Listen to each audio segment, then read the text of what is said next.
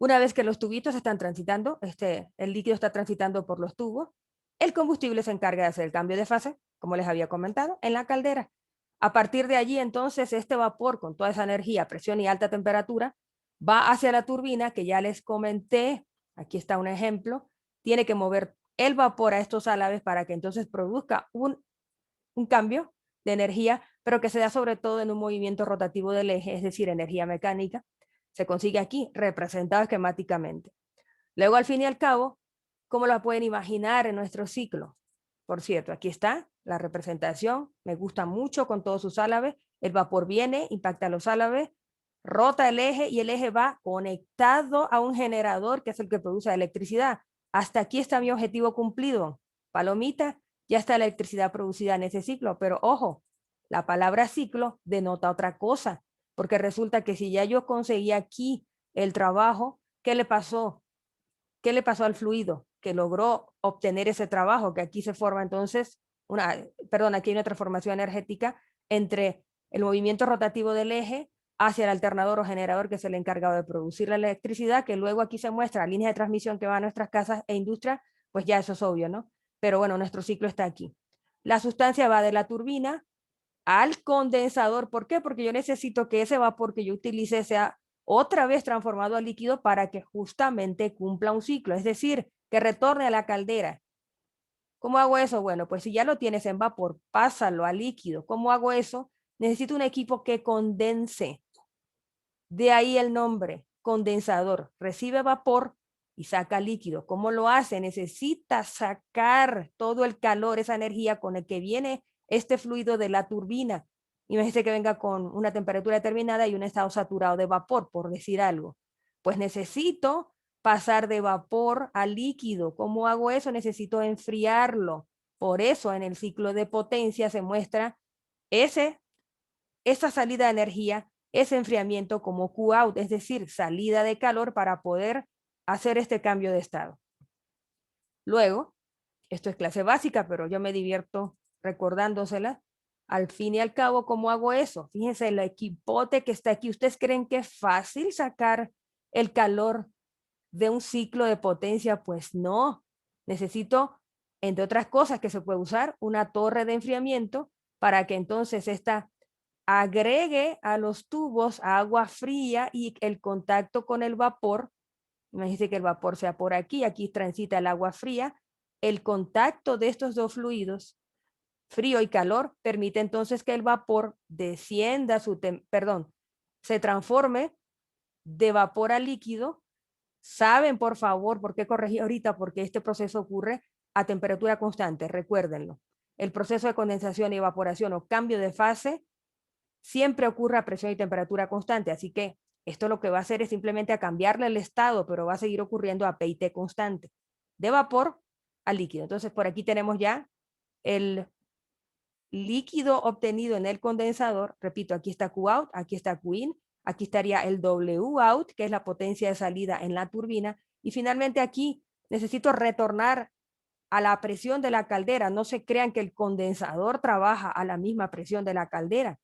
De aquí hasta acá ya conseguí el líquido, pero ahora tengo que recobrar la presión. Aquí falta, pero les comento, aquí se pone una bombita para que haga ese trabajo. Una bomba justamente se usa para aumentar la presión del fluido, así que con eso ya tengo el cambio de estado, pero ahora me falta la presión. Introduzco la bomba y vuelvo a las condiciones de presión y temperatura de la caldera para repetir el ciclo. Respuestas a sus posibles preguntas. Queen, calor de la caldera, en un ciclo de potencia, fíjense bien por favor, representa el Q de alta o Q height, QH. El calor en el condensador que ustedes están viendo aquí en el ciclo, como está a más baja temperatura y presión que la caldera, entonces esto representa el Q out y también se le dice QL, Q load, y esto representa la parte baja en cuanto a presión y temperatura del ciclo.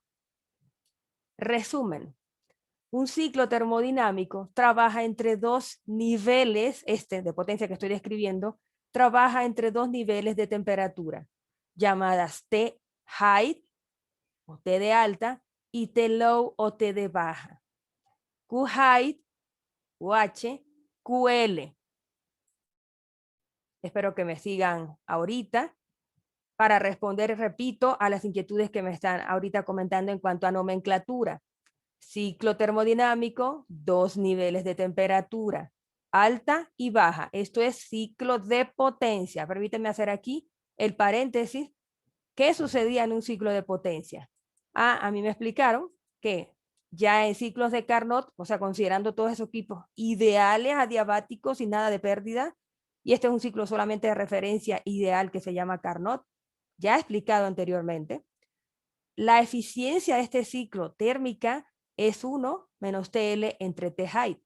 1 menos TL entre T height. 1 menos TL sería eficiencia térmica de todo este ciclo, 1 menos TL, T del condensador, temperatura a la cual trabaja el condensador, entre T height o TH, temperatura en el boiler, temperatura a la cual trabaja este boiler, su temperatura de trabajo. Espero que ahora sí estén entendiendo los niveles de temperatura de un ciclo. Ahora nos vamos con el ciclo de refrigeración, que es cuando tengo más dudas en que todos lo dominen. Es probable que el anterior sí. Entonces permítanme hacer aquí bastante énfasis porque también los próximos ejercicios van a depender de que ustedes entiendan muy bien esto o que lo repasen. ¿Qué pasa en un ciclo de refrigeración? Si tengo 4 equipos también, como en el ciclo de potencia, es decir, necesitaba uno, y perdonen, aquí se me fue la lámina. En el ciclo de potencia les comentaba que tenían 4 equipos: el boiler, la turbina, el condensador, la bomba. Para que esto sea un ciclo, siempre recordándoles que esto es definición básica y fundamental. Hay muchos más equipos que intervienen en una central termoeléctrica, pero en este caso se les explica el funcionamiento con los 4 esenciales, así como ahorita les voy a describir este. También son 4 equipos. También trabajan con una temperatura de alta y una de baja. Esto, por cómo está en este sentido explicado, recorriendo el flujo a través de las tuberías y a través de los equipos, con todos y sus cambios de fase que puede experimentar el fluido, las flechas indican un sentido opuesto al que les acabo de describir. Por esto eso se suele llamar ciclo invertido. Y cuando se habla de ciclo de Carnot, es decir, con equipos perfectos e ideales, sería un ciclo invertido de Carnot, que es el que ustedes entonces ya han visto conmigo. En este caso, ¿cuáles son los equipos? También existe un condensador. Necesito una válvula, necesito un evaporador y un compresor. Para efectos didácticos, permítame por favor hacer esto, es como si ustedes el ciclo de potencia lo invirtieran con una línea horizontal aquí, haciendo un pequeño espejo, es decir, el condensador pasa para arriba, el boiler para abajo, y este compresor, perdón, esta turbina ahora actúa como compresor, es decir, la flecha está hacia adentro. Esto es para efectos simplemente didácticos de que si ya sé el ciclo de potencia, ¿cómo puedo imaginarme un ciclo de refrigeración? Todo se invierte. Como repito, si estuvieran haciendo eje aquí en la parte horizontal con una línea horizontal, esto pasa hacia arriba y los equipos simplemente cambian de nombre, manteniendo el de condensador arriba, y el evaporador o el equipo donde se intercambia calor, ya no es boiler, se llama evaporador. Y esto que está aquí, por cierto, es donde se expande el fluido que anteriormente era, en este caso, una bombita, pues aquí ahora no, como el ciclo va invertido, resulta que la presión no va a pasar de baja hasta alta, la presión pasa de alta hasta baja. Y por último, obviamente, el compresor, que es un equipo esencial para un equipo de refrigeración. Fíjense la flecha de entrada de trabajo en el compresor. Esto quiere decir en castellano que ustedes necesitan energía para hacer funcionar el ciclo. No la producen. Solamente esto es para el caso de potencia. En el ciclo de refrigeración, ustedes tienen que enchufar el compresor. Entiéndanlo así, por favor. Necesitan una entrada de energía para que esto funcione y se representa con una flecha hacia adentro de mi sistema, que se representa con esta línea llena aquí, indicándoles que todo lo que está por dentro es el sistema que estamos estudiando, que es el ciclo.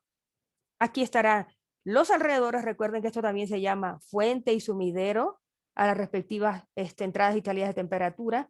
Y en el condensador es donde entonces, ya una vez explicado esto, que ahorita lo voy a hacer, visualicen que cambia el asunto porque es el condensador el que trabaja a alta presión en el ciclo de refrigeración.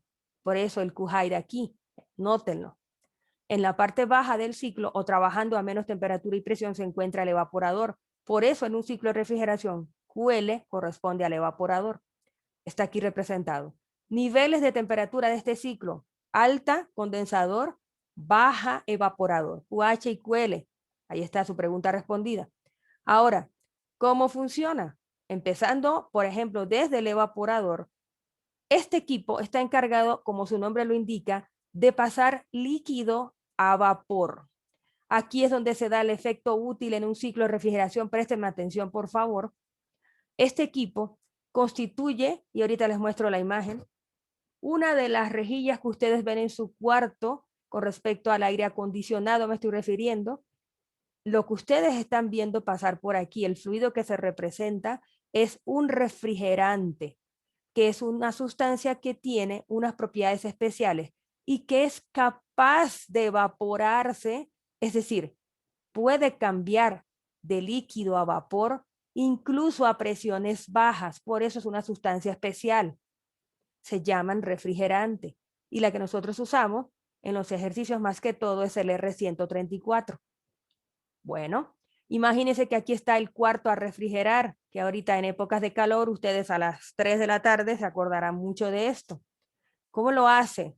Bueno, como es capaz de evaporarse a baja presión y temperatura, cuando el refrigerante entra a este equipo, es decir, a través de los tubos, hace un recorrido, esto simplemente para aumentar el área de intercambio de calor, roba el calor del ambiente, es decir, para poder evaporar esta sustancia yo necesito, aunque sea poca, una entrada de energía. Recuerden, ¿no? El domo de saturación empieza, ustedes se lo imaginan ahora, para no retroceder, en, por decir algo, líquido saturado, y lo tengo que llevar a vapor saturado con una entrada de calor. Esto es un proceso a temperatura constante, recuerden, ¿no? ¿De dónde va a obtener esa energía? Justamente se la roba del ambiente. Como está a distinta temperatura el ambiente, la transferencia de calor se da de lo más caliente a lo más frío. Entonces, al fin y al cabo, aquí tengo una flecha de energía que indica que está absorbiendo el calor, o el calor está entrando en este sentido, y entonces ese cambio de temperatura permite evaporar el refrigerante. De aquí su nombre, repito. Cuando esto hace la transferencia de calor, porque el refrigerante está pasando a través de ese espacio pequeño del cuarto y a través de ese equipo que llamamos aire acondicionado, pues simplemente lo que consigue es, al robarle calor al ambiente, si antes teníamos una temperatura de 30 grados centígrados, ahora la vamos a tener quizás en 20, por lo establecido aquí en mi equipo, por ejemplo, ¿no? Este es el efecto útil.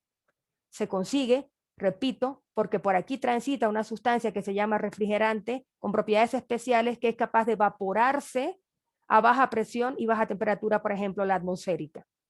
Consigue la evaporación y al hacerlo, entonces este calor es extraído del ambiente, logrando enfriar el espacio. Por eso aquí dice espacio refrigerado. Y esto sucede también con nuestro refri. Luego de esto, ¿qué pasa? ¿Qué tiene que hacer el refrigerante? Pues circular. Tiene que hacer un ciclo para que vuelva a estas condiciones. Si ya lo tengo en vapor, porque ya conseguí el efecto útil, pues el resultado es que ahora lo tengo saturado vapor, o simplemente ya tengo vapor. Pues ahora tienes que volverlo a líquido. Primero se hace pasar a través de un compresor para llegar al condensador. Mi finalidad es pasarlo de nuevo. Repito, mi finalidad es pasarlo de nuevo de vapor a líquido para que vuelva a las condiciones de entrada. Y eso tiene que suceder en un condensador. Pero el evaporador, como trabaja a baja presión y temperatura, el condensador, para poder hacer su trabajo de condensar este fluido, necesita entonces que esta presión cambie, es decir, no es la misma presión de trabajo de estos dos equipos. Así que el compresor, óigase bien, se encarga exclusivamente de lograr ese cambio de delta P. de lograr ese cambio de presión, de baja hasta alta. Pasa de la presión del evaporador a la presión del condensador. Necesito un equipo que haga eso. Y no se llama bomba porque no maneja líquido. La única diferencia entre estos dos equipos es su fluido de trabajo. La bomba aumenta la presión de los fluidos líquidos. El compresor aumenta la presión de los fluidos gaseosos. Necesita una entrada de trabajo para funcionar. Esto también funciona a través, dependiendo del tipo. Hay muchísimos tipos de compresores, pero al fin y al cabo lo que yo quiero explicar aquí es que tienen la función de aumentar la presión. Una vez conseguido a través de una entrada de trabajo, es decir, la entrada de energía que necesita para funcionar este equipo, entonces ya soy capaz de condensar la sustancia de vapor hasta líquido.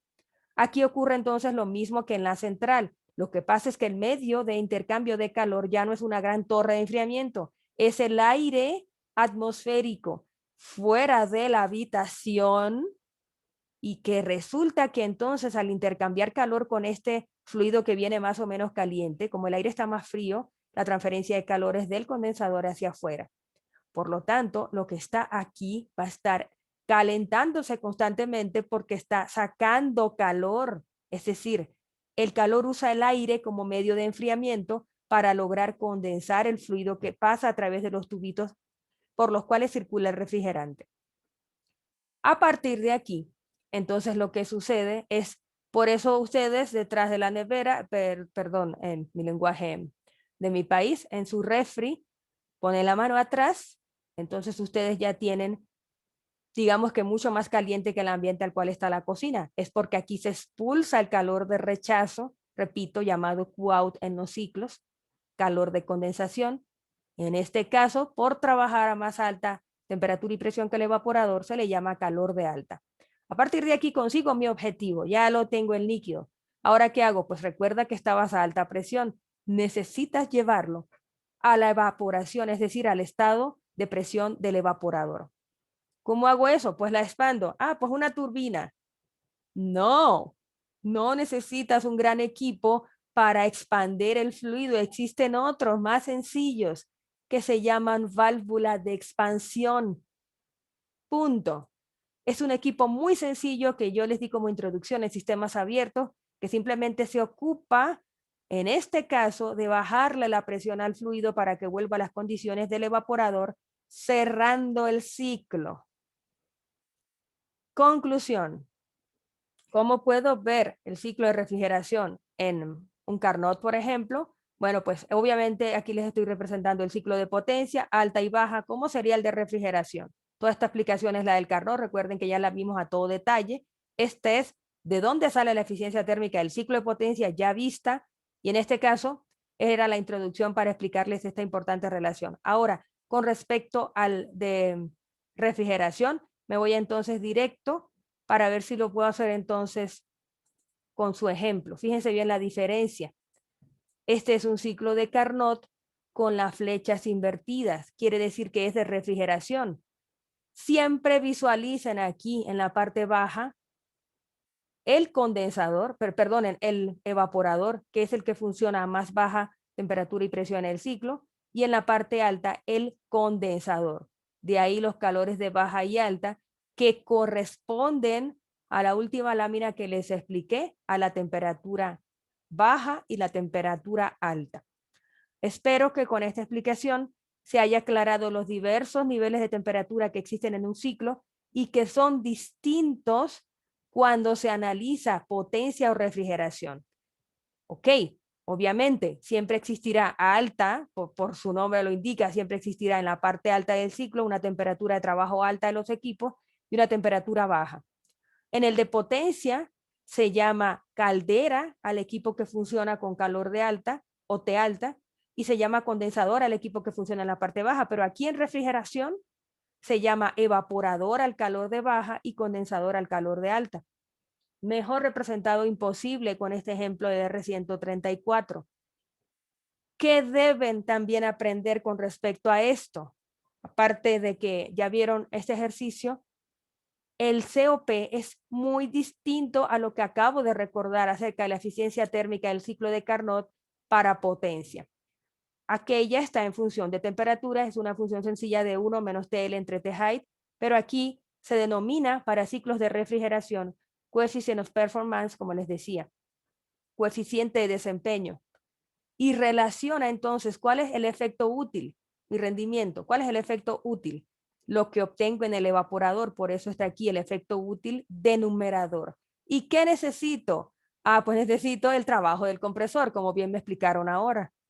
El trabajo del compresor, ahora sí me devuelvo, en un ciclo termodinámico como este que les estoy mostrando, recuerden siempre que haciendo el balance energético en todo el ciclo, todo esto es mi sistema, sería trabajo neto o trabajo de entrada del compresor menos trabajo de salida que no hay porque la válvula no produce trabajo, el trabajo neto equivaldría entonces al de compresor. Esto sería entonces igual al Q height menos QL. ¿Por qué? Porque estoy haciendo, recuérdenlo siempre por favor, un balance de energía en todo el ciclo. ¿Cuáles son las flechas de entrada y salida de energía?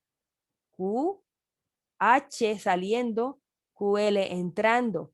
El balance energético corresponderá a todas las energías entrando igual a todas las energías de salida y me queda entonces que este trabajo neto sería la resta de Q height menos QL.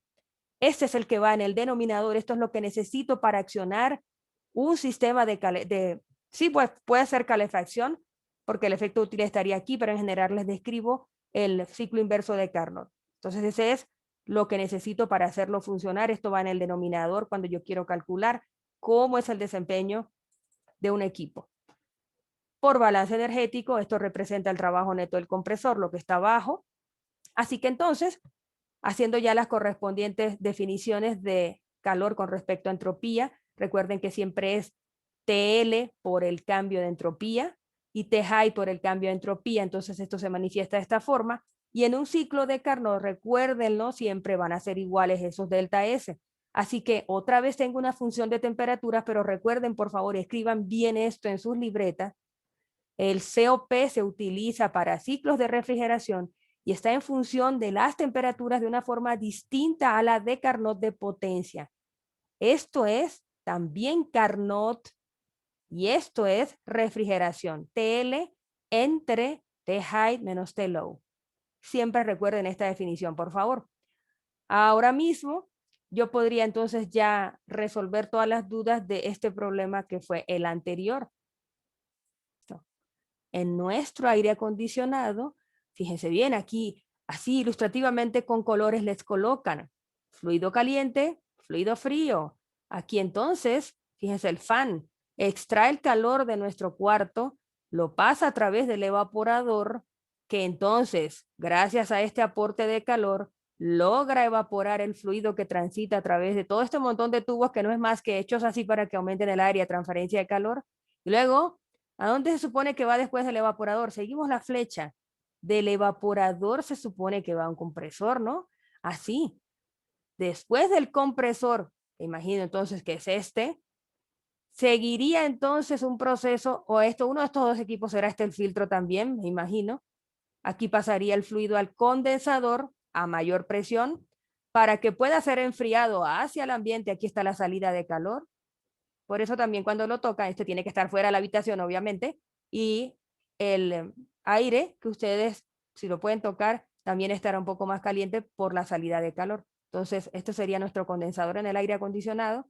Y luego, pues ahí me parece que este va a ser el filtro porque también va, una de estas sería la válvula de expansión que retorna a las condiciones de presión. Aquí, pues sí, no leo bien, pero bueno, no tengo muy claro entonces, este debería ser la valvulita que retorna a las condiciones de presión aquí al evaporador para que vuelva el ciclo. Lo pueden ver también de diversas imágenes. Por ejemplo, este ya sería su ciclo representado como cualquier compresor, siempre de esta forma, 4 equipos, válvula, evaporador, compresor, condensador. Y ustedes pueden ver esto representado en otras formas, ¿no?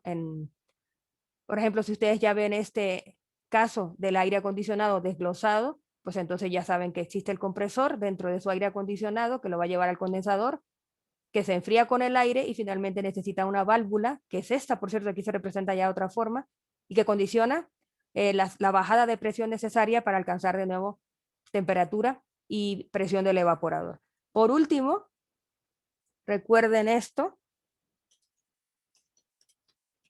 que también se aplica para lo que acaban de decir. Aquí me salió mal.